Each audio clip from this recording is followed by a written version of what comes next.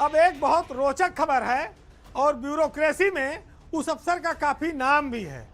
बात सबको पानी पिलाने वाले महकमे की है, जिसमें एक साहब गए लेकिन वो खुद पानी पानी होकर लौटना पड़ा उनको। आप जानते होंगे कि उत्तर प्रदेश में एक विभाग है जो ये कहता है कि हम नल से हर घर में जल पहुंचाएंगे। उस विभाग में एक ज़माने में बड़ी तरलता रहती थी, लेकिन अब धीरे धीरे वो मिशन पूरा होने लगा। वहाँ पर अब वो दौर नहीं रहा कि कोई अधिकारी जाए और भरपूर स्नान करके वापस लौटे। जल निगम के एमडी हैं राजशेखर।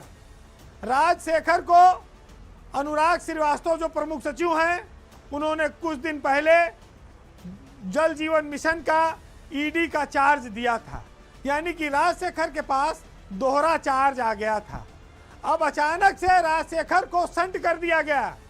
जल जीवन मिशन के ईडी पद से सरकार ने उनको हटा दिया है।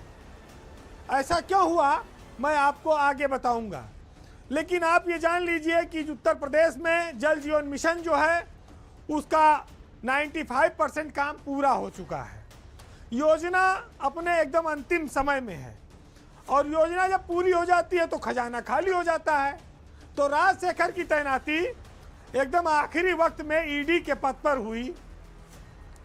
कटोरा खाली था, थोड़ा बहुत साफ सूफ करके जो कुछ था वो चिकनाई भी खत्म हो गई, निपट गया बजट।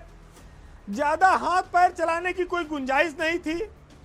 तो जब ज़्यादा नया कुछ नहीं कर पाते अधिकारी, तो वो कुछ पुराने जख्मों को कुरेदने लगते हैं। जल जीवन मिशन में ईडी के रूप में काम कर रहे राजशेखर काफ़ी विवादों में आ गए थे, कुछ अपने चहेते लोगों को वहां बैठाने को लेकर। इसीलिए सरकार ने उनको मिशन के ईडी के पद से मात्र 6 महीने के भीतर हटा दिया है। ये मामला बड़ा गुपचुप रहा, सुर्खियां नहीं बनने पाया ब्यूरोक्रेसी में, लेकिन इसको काफ़ी सख्त कार्रवाई के तौर पर माना जा रहा है, देखा जा रहा है। क्योंकि राजशेखर एक सीनियर अफसर हैं, लखनऊ के डीएम रहे हैं, कानपुर के कमिश्नर भी रहे हैं और सेक्रेटरी लेवल में हैं। उनकी जगह प्रभास कुमार को जल जीवन मिशन का नया ईडी बनाया गया है। वो विशेष सचिव के तौर पर वहाँ काम कर रहे थे। तो राजशेखर की कार्यशैली पहली बार विवादों में आई है। हालांकि एक बार एक कानपुर के मामले में काफ़ी वो चर्चा में आए थे, लेकिन उस मामले पर बाद में पर्दा डाल दिया गया।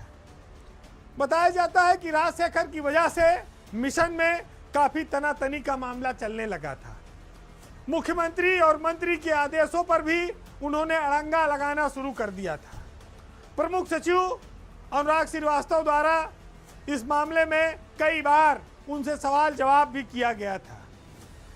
विभाग की गाड़ी पटरी से उतर रही थी, जिसकी शिकायत मुख्यमंत्री तक पहुंची है, जिसको बाद राजशेखर को ईडी पद से हटा दिया गया है। राजशेखर के मामले में कहा यह भी जा रहा है कि मामला इतना बिगड़ गया है कि ये लड़ाई खाली पद से हटाने भर तक सीमित नहीं है, ये लड़ाई चरित्र पंजिका तक जा सकती है और इसका उन्हें लंबे समय तक खामियाजा भोगना पड़ सकता है। इधर कुछ समय में देखा गया कि अफसर कुछ ज़्यादा मनमानी करने लगे, अपने सीनियर अफसरों और मिनिस्टरों को भी इग्नोर करने लगे। इसके चलते पहले भी कई मंत्रियों ने भी अपने अफसरों के खिलाफ उनकी चरित्र पंजिका में सीआर रिपोर्ट में उनके नंबर कम कर दिए। राजशेखर भी उसी लाइन और परिपाटी पर चल रहे थे। सरकार की इतनी बड़ी महत्वाकांक्षी योजना में अगर दाग लगेगा और ऐसे वक्त में लगेगा जब वो योजना पूरी हो गई है, तो इसका मैसेज सामाजिक रूप से अच्छा नहीं जाता है। अफसरों की अड़ंगेबाजी सरकार के लिए बदनामी का कारण नहीं बननी चाहिए और राजशेखर के मामले में इस बार सरकार ने यह साफ कर दिया है।